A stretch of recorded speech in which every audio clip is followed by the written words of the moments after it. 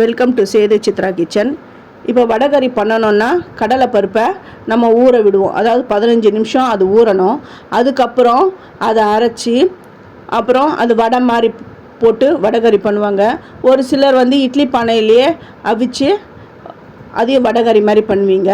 அது கொஞ்சம் டைம் ஆகும். இந்த மாதிரி நீங்கள் ப்ரீமிக்ஸ் பண்ணி வச்சிட்டிங்கன்னா நினைக்கிற நேரத்தில் சட்டுன்னு வடகறி பண்ணிடலாம். அது எப்படி அப்படின்றத பாருங்கள். நீங்கள் ஒன்ஸ் அரைச்சி வச்சிட்டிங்கன்னா இது 1 மாதம் கூட நல்லாயிருக்கும். நான் வந்து 200 கிராம் வந்து கடலைப்பருப்பு எடுத்திருக்கேன்.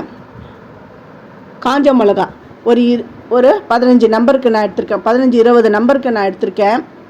இஞ்சி, பூண்டு வந்து ஒரு கைப்பிடி பூண்டு, ஒரு முழு பூண்டு தான் நான் எடுத்திருக்கேன். இது வந்து பட்டை, லவங்கம், ஏலக்காய், அன்னாசிப்பூ, மராட்டி மொக்கு, அப்புறம் சோம்பு, ஏலக்காய் 2 எடுத்திருக்கேன். நீங்கள் வந்து ரொம்ப ஸ்பைஸ் இருக்குது எனக்கு வேண்டான்றவங்க என்ன பண்ணுங்க, அந்த அன்னாசி பூவும் மராட்டி மொகும் நீங்கள் வந்து ஸ்கிப் பண்ணிவிடுங்க. முதல்ல நான் காஞ்ச மிளகாவையும் பூண்டையும் நல்லா நான் திரித்து எடுத்துன்னு வந்துடுறேன். இது வந்து நல்லா மழைலாம் அரையாது, கொஞ்சம் கோர்ஸாக தான் இதோ இப்படி தான் அரையும். இப்போ இதை என்ன பண்ணால் அப்படியே எடுத்து வச்சுடுங்க. 1 by 1 நான் உங்களுக்கு இது ப்ரிப்பரேஷன் நான் சொல்லிட்டு வரேன். அதுக்கு முன்னாடி ஃபஸ்ட்டு என்னுடைய வீடியோ பார்க்குறவங்க சப்ஸ்கிரைப் பண்ணலைன்னா சப்ஸ்கிரைப் பண்ணுங்கள். ஆல் அண்ட் ஆப்ஷன் தொடுங்க. அப்போ தான் நான் போகிற ஒரு வீடியோவுடைய நோட்டிஃபிகேஷன் உங்களுக்கு காட்டும், உங்களுக்கும் யூஸ்ஃபுல்லாக இருக்கும். இஞ்சியை நான் துருவி எடுத்துட்டேன். இஞ்சி வந்து ஒரு அங்குல இது இஞ்சி தான், துண்டு தான். ஃபஸ்ட்டு இந்த கடலைப்பருப்பை போட்டு எண்ணெய்லாம் விடக்கூடாது, வெறும் சட்டியில் வறுக்கணும். நல்லா கொஞ்சம் ஓரளவுக்கு கிறிஸ்பாக வரணும். அந்த அளவுக்கு வறுத்த உடனே நம்ம கிரைண்ட் பண்ணி வச்சுக்கிறத இதில் சேர்த்துட்டு இதையும் அப்படியே அதுவும் அடுப்பை வந்து ஸ்லோவில் வச்சு தான் வறுக்கணும். அதில் இருக்கிற ஈரத்தன்மைலாம் இப்போ அரைச்சி போட்டிருக்கோம் இல்லையா, அதில் இருக்கிற ஈரத்தன்மைலாம் போயிட்டு நல்லா இந்த மாதிரி தனித்தனியாக வறுத்து எப்படி வந்திருக்கு பாருங்கள். இந்த மாதிரி வறுபடணும். அந்த அளவுக்கு வறுத்துக்கோங்க. துருவி வச்சுருக்க இஞ்சியும் சேர்த்து அதையும் வறுக்கணும். அதுவும் இதோடு சேர்ந்து அது ஈரப்பதம்லாம் போயிட்டு நல்லா வறுபடணும். கருவேப்பிலை ஒரு கைப்பிடி கருவேப்பிலை போட்டிருக்கேன். அப்புறம் பட்டை லவங்கெல்லாம் எடுத்து வச்சுருக்கேன், அதையும் இதில் சேர்த்துருக்குறேன். இப்போ வந்து இது கூடவே அரிசி எதுக்குன்னா அந்த திக்னஸ்ஸாக இருக்கணும், அதுக்காக தான் அரிசி நான் சேர்த்துருக்கேன். இதையும் நல்லா வறுக்கணும். அந்த அரிசி வந்து நல்லா பொரி அரிசி மாதிரி நல்லா வெள்ளையாக வரணும். அந்த அளவுக்கு வறுக்கணும். அடுப்பை வந்து ரொம்ப ஸ்லோலையே வச்சு வருங்க, இல்லைன்னா சீக்கிரம் காந்து போயிடும், அப்புறம் நல்லா இருக்காது, அந்த டிஷ்ஷே நல்லா இருக்காது. நல்லா வறுபட்டுடுது. இப்போ ஒரு தட்டில் போட்டு ஆற விட்டுடுங்க. ஆற விட்டுட்டு ஒரு மிக்ஸி ஜாரில் சேர்த்து பொடி பண்ணிவிடுங்க. இதை நீங்கள் வந்து இன்னொன்று இது வந்து நான் சீக்கிரம் செஞ்சிடும், 1 வாரத்துக்குள்ளே காலி ஆகிடும்.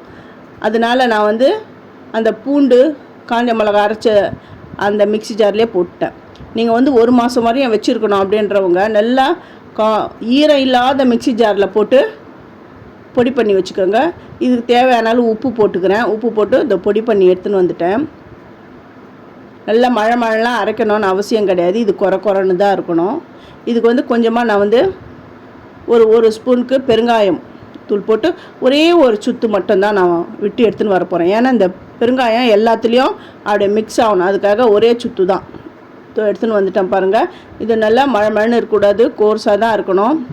நீங்கள் ஈரம் படாமல் ஒரு பாக்ஸில் போட்டு நீங்கள் ஃப்ரிட்ஜ்லேயோ ஏர்டைட் கண்டெய்னர் பாக்ஸில் வச்சிங்கன்னா 1 மாதம் ஆனாலும் இது கெடாது. எப்போ நினைக்கிறீங்களோ சட்டுன்னு நீங்கள் வடகறி பண்ணிடலாம். நான் 2 பேருக்கு நான் வடகறி பண்ண போகிறேன். ஒரு 5 ஸ்பூன் எடுத்துக்கிறேன். அதாவது ஒருத்தருக்கு 2.5 அந்த ஸ்பூன் எடுத்துக்கலாம். 2 ஸ்பூன் 2லேருந்து 2.5 வரையும் எடுத்துக்கோங்க. வடகறி பண்ணுறதுக்கு கொத்தமல்லி, கருவேப்பிலை, புதினா, 2 பச்சை மிளகாய் எடுத்துருக்கிறேன். ஒரு வெங்காயம், தக்காளி எடுத்துருக்கேன். ஒரு கடாய் எடுத்துருக்கேன். நீங்கள் வந்து குக்கரில் பண்ணுறதா இருந்தால் கூட இதே நான் எப்படி பண்ணுறேன்னா அதே மெத்தட்லேயே பண்ணுங்கள். கடாய் வச்சுருக்கேன், அதில் கடுகு போட்டிருக்கேன். கடுகு பொரிஞ்ச உடனே வெங்காயம் போட்டிருக்கேன்.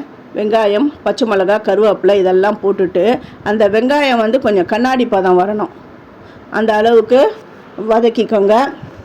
இது வந்து ஈஸியான மெத்தட். இப்போ வேலைக்கு போகிறீங்க, இந்த பேச்சுலர்ஸ் அவங்களாம் இருக்காங்க இல்லையா, அவங்களுக்குலாம் இது ரொம்ப ரொம்ப யூஸ்ஃபுல்லாக இருக்கும். இப்போது இந்த ஊருக்கு போகிறோம் அப்படின்ற கூட இந்த ப்ரீமிக்ஸ் செஞ்சு வச்சு எடுத்துகிட்டு போகலாம். பாருங்கள் சூப்பராக இருக்குது. இப்போ வந்து கண்ணாடி பதம் வந்துடுது. அதுக்கப்புறம் தான் இந்த தக்காளியை போடுறேன். இதுக்காக கொஞ்சம் உப்பு போடுறேன். ஏற்கனவே அந்த ப்ரீமிக்ஸில் உப்பு போட்டேன், அதனால் உப்பை பார்த்து போட்டுக்கோங்க. புதினாவை கொஞ்சம் சேர்க்குறேன், அந்த ஃப்ளேவர் ரொம்ப நல்லாயிருக்கும், அதனால தான் புதினாவை சேர்க்குறேன். இப்போ மஞ்சப்பொடி, தனி மிளகாய் தூள் 1 ஸ்பூன். ஏன்னா நம்ம காஞ்ச மிளகாய் நிறைய போட்டிருக்கோம், அதனால் பார்த்து போட்டுக்கோங்க. இது ஓரளவுக்கு வதங்கி வரணும். வதங்கி வந்த உடனே நான் ஒரு சொம்பு ஃபுல்லாக தண்ணி விடுறேன். அது 2 பேருக்கான அளவுக்கு தான் நான் இது பண்ணுறேன். இப்போ வந்து நீங்கள் குக்கரில் பண்ணுறதா இருந்தால் இதே மெத்தடில் தான் பண்ணுங்க. இந்த மாதிரி தண்ணி கொதித்த உடனே அந்த மிக்ஸை இதில் சேர்த்துட்டு ஒரு கலரிட்டு நீங்கள் என்ன பண்ணுங்க, குக்கரை மூடி விசில் வச்சுட்டு ஒரே விசிலில் எடுத்துருங்க. குக்கரில் பண்ணுறவங்க இந்த மாதிரி மெத்தடில் பண்ணுங்க. இது பாருங்கள், இது நல்லா வெந்து வரணும். அடுப்பை மீடியமாக வச்சுட்டு நான் தட்டு போட்டு மூடிடுறேன்.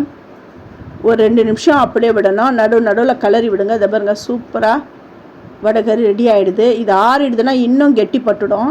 இதுக்கு மேலே கொத்தமல்லி தழைகளை நான் தூவிட்டு ஸ்டவ்வை நான் ஆஃப் பண்ணிடுறேன். இது இட்லி தோசைக்கெலாம் அவ்வளோ சூப்பராக இருக்கும். இப்போ நீங்கள் கடையில் போயிட்டு வடைகறி வாங்கினோன்னா ஒரு சின்ன கப்பு கொடுப்போம், அதுவே வந்து கொடுத்தா அது 20 ரூபான்னு சொல்லுவாங்க. நீங்கள் நினைக்கும் போது சட்டுன்னு இந்த வடைகறி பண்ணிடலாம், அவ்வளோ சூப்பராக இருக்கும். நான் அந்த தோசைக்கு இந்த வடைகறி வச்சு நான் சாப்பிட போகிறேன். ரொம்ப ரொம்ப அட்டகாசமாக இருந்தது. இதை நீங்களும் செஞ்சு பார்த்துட்டு எப்படி இருந்ததுன்னு எனக்கு கமெண்ட் பண்ணுங்கள். பிடிச்சிருந்தா உங்கள் ஃப்ரெண்ட்ஸுக்கும் நீங்கள் ஷேர் பண்ணுங்கள். தேங்க்யூ.